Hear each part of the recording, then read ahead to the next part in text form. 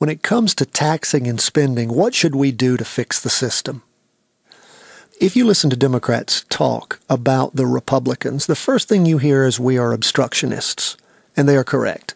We are obstructionists when it comes to raising taxes. We should be. If we're not, then you've got the wrong Republican you're talking to. We are also obstructionist when it comes to government spending. Though that doesn't mean we've not been doing things. Every year for the last several terms, bills have been put forward in the House and Senate in North Carolina in the General Assembly, but those are just automatically dead on arrival.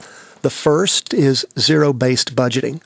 Zero-based budgeting means that no longer do we do the backroom deals that are done every single year the budget's put out. That's once every 2 years, where the Democrat leadership locks itself in a closet, figures out what they're going to spend, how much they're going to increase this and that, and they always increase, and then present the budget to the entire House and Senate up or down vote. The time before last, they gave them 20 minutes to talk about it and to vote. This time they gave them 2 hours. That's it. Nobody can read the budget. Nobody understands the budget. Nobody knows what it means. There is no sense to it.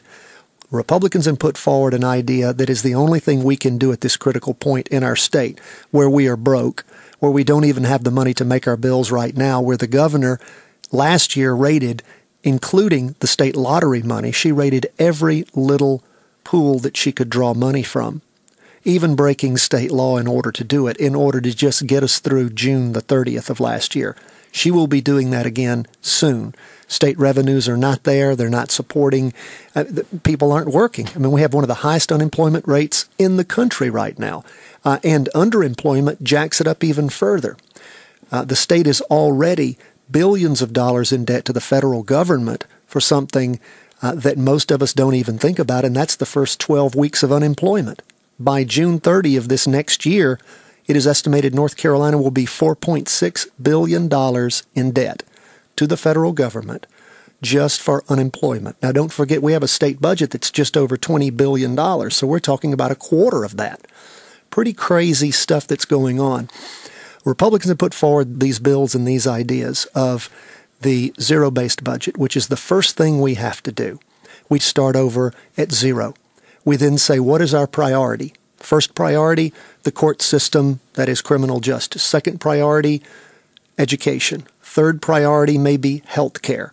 We go down the line and we start figuring out how to fund all of these things and how much money needs to go in. What departments do we give money to? What do we cut money from? But we start over at zero and build a budget.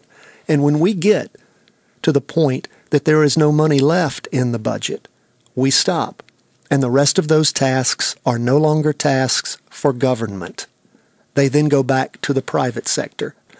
But with the Taxpayer Bill of Rights, which is another important piece of legislation, we take the first 10% off the top, and that goes into the rainy day fund to deal with natural disasters, God forbid earthquakes, hurricanes, a terrorist attack, whatever it might be. We raided that fund. It's broken. We have to make sure that we keep our promises to the folks that we've promised in the state system, the state employees, that we keep our promises to the folks that are already retired. We've got so many different things that aren't even funded, that we've robbed every year, from the trust fund, the highway trust fund, you name it.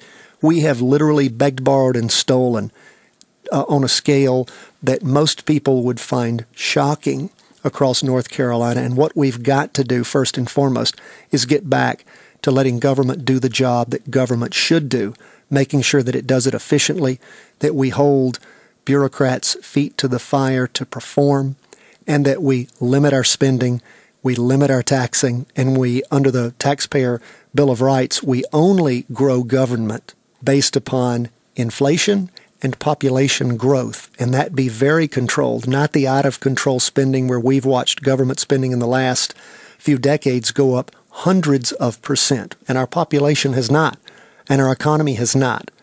But we don't control any of those things right now. There is no rhyme, no reason to our budget.